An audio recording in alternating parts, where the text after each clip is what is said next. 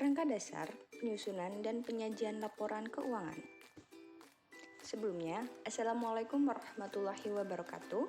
Perkenalkan, nama saya Atifah Milda Iralia, NPM 207555039 dari Akuntansi Perpajakan 3B, mata kuliah Akuntansi Keuangan Menengah Pertama dengan dosen pengampu Bapak Rusmianto SEMSI. Di sini, saya sedikit menjelaskan tentang kerangka dasar, penyusunan, dan penyajian laporan keuangan.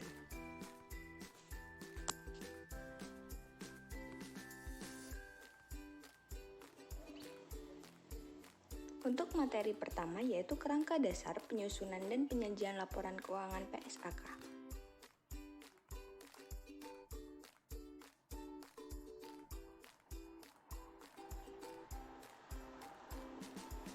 Tujuan kerangka dasar, penyusunan, dan penyajian laporan keuangan. Konsep dasar yang mendasari penyusunan dan penyajian laporan keuangan bagi para pemakai eksternal. Kerangka konseptual ditunjukkan untuk penyusunan standar akuntansi keuangan dengan pelaksanaan tugasnya. Penyusunan laporan keuangan untuk menanggulangi masalah akuntansi yang belum diatur dalam standar akuntansi keuangan. Auditor dalam memberikan pendapat mengenai apakah laporan keuangan disusun sesuai dengan prinsip akuntansi yang berlaku umum.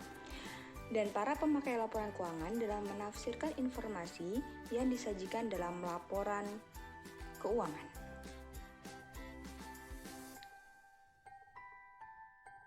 Kerangka konseptual menurut PSAK terdiri dari pengguna laporan keuangan, tujuan laporan keuangan, asumsi dasar, karakteristik kualitatif, konsep pengakuan dan pengukuran unsur laporan keuangan, dan konsep pemeliharaan modal. Berikut adalah kerangka dasar, penyusunan, dan penyajian laporan keuangan PSAK. Pengguna laporan keuangan. Yang pertama adalah investor. Investor ini menggunakan laporan keuangan untuk menilai entitas dan kemampuan entitas membayar dividen di masa mendatang.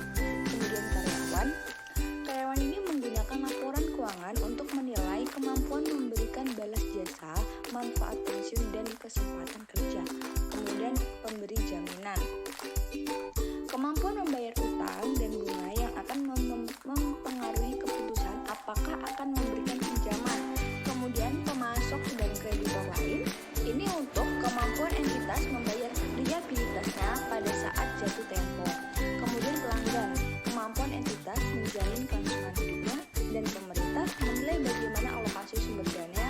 Kemudian masyarakat menilai tren dan perkembangan kemakmuran perusahaan.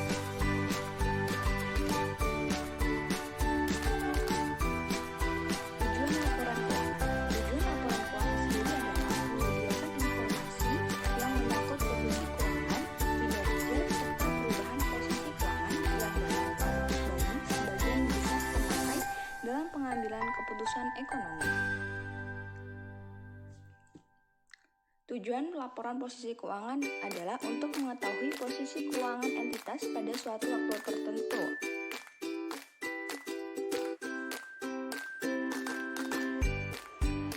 Tujuan laporan laba rugi adalah untuk mengetahui kinerja perusahaan dalam satu periode dalam laporan laba rugi komprehensif.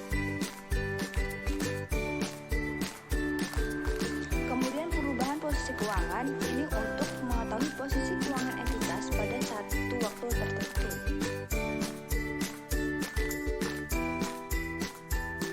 Asumsi PSAK basic aktual, artinya pengaruh transaksi dan peristiwa lain diakui pada saat terjadinya, bukan pada saat kas diterima atau dibayarkan.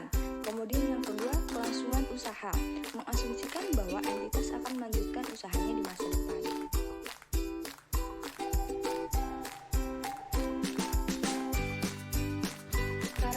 Kualitatif. Yang pertama yaitu dapat dipahami, artinya laporan keuangan harus dapat dipahami oleh para pemakai agar dapat digunakan untuk pengambilan keputusan. Yang kemudian dapat dibandingkan. Ini untuk dapat menganalisis tren kerja entitas dan melihat posisi entitas dalam lingkungan usaha. Pemakai perlu memperbandingkan laporan keuangan entitas antar periode dan membandingkannya dengan entitas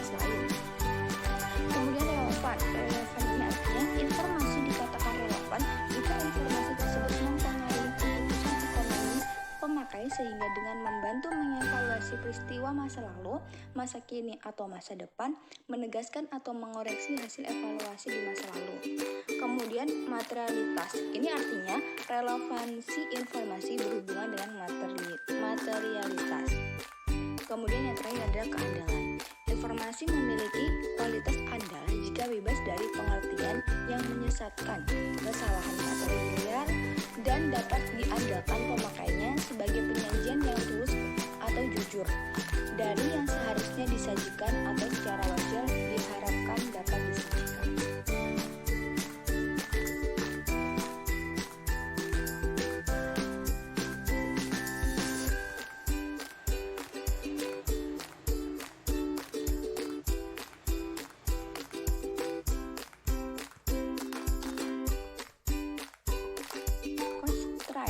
Kendala informasi yang relevan dan andal.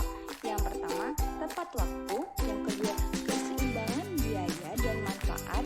Manfaat yang dihasilkan informasi harus melebihi biaya penyusunannya. Dan kemudian, keseimbangan antara karakteristik kualitatif. Ini untuk mencapai suatu keseimbangan yang tepat di antara berbagai karakteristik untuk memenuhi tujuan laporan keuangan.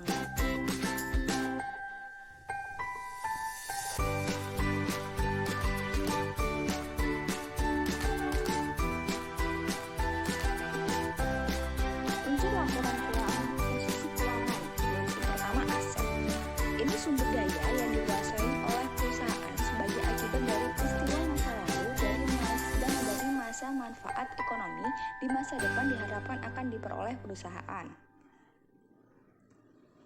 Liabilitas, hutang perusahaan masa kini yang timbul dari peristiwa masa lalu, penyelesaiannya diharapkan mengakibatkan arus keluar dari sumber daya perusahaan yang mengandung manfaat ekonomi. Ekuitas, artinya hak residual atas aktiva perusahaan setelah dikurangi semua kewajiban.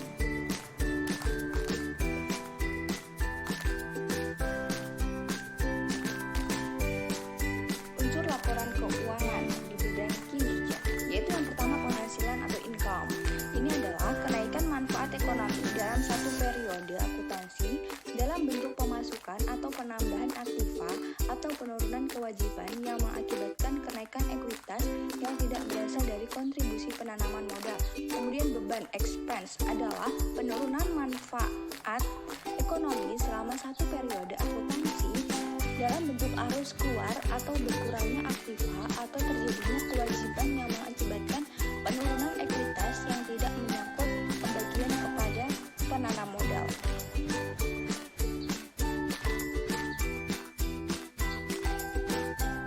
Pengakuan unsur laporan keuangan. Ini artinya merupakan proses penentuan apakah suatu pos yang memenuhi definisi unsur dinyatakan neraca atau laporan laba rugi. Pos yang memenuhi definisi suatu unsur laporan keuangan harus diakui jika ada kemungkinan bahwa manfaat ekonomi yang berkaitan dengan pos tersebut akan mengalir dari atau ke dalam perusahaan dan pos tersebut mempunyai nilai atau biaya yang dapat diukur dengan andal. Yang pertama, aset. Aset ini harus diakui dalam neraca jika besar kemungkinan bahwa manfaat ekonominya di masa depan diperoleh perusahaan dan aktiva tersebut mempunyai nilai atau biaya yang dapat diukur dengan andal. Kewajiban diakui dalam neraca jika besar kemungkinan bahwa pengeluaran sumber daya yang akan dilakukan untuk menyelesaikan kewajiban obligation sekarang dan jumlahnya dapat diukur dengan andal. Kemudian penghasilan ini diakui dalam laporan laba rugi jika kenaikan manfaat ekonomi di masa depan yang berkaitan dengan peningkatan aktiva atau penurunan kewajiban telah terjadi dan dapat diukur dengan andal. Yang terakhir yaitu beban. Beban ini diakui dalam laporan laba rugi jika penurunan manfaat ekonomi di masa depan yang berkaitan dengan penurunan aktiva atau peningkatan kewajiban telah terjadi dan dapat diukur dengan andal.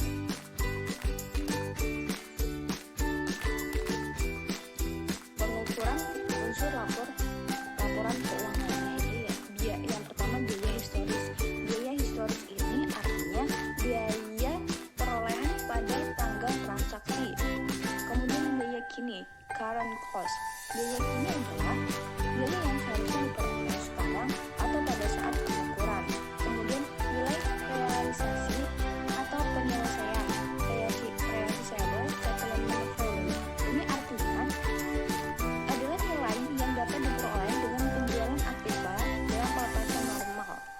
Kemudian nilai sekarang, present value, artinya arus kas masuk bersih di masa depan yang didiskontokan ke nilai sekarang. Konsep pemeliharaan modal, artinya modal sendiri artinya adalah aset bersih atau ekuitas entitas, yaitu uang atau daya beli yang diinvestasikan. Pemeliharaan modal keuangan ini artinya laba yang diperoleh jika jumlah finansial dari aktiva bersih pada akhir periode melebihi jumlah finansial dari aktiva bersih pada awal periode setelah memasukkan kembali setiap distribusi kepada dan mengeluarkan setiap kontribusi dari para pemilik selama periode. Kemudian pemeliharaan modal fisik, ini artinya laba hanya diperoleh jika kapasitas produktif fisik atau kemampuan usaha pada akhir periode melebihi kapasitas produktif fisik pada awal periode setelah memasukkan kembali setiap distribusi kepada dan mengeluarkan setiap kontribusi dari para pemilik selama satu periode.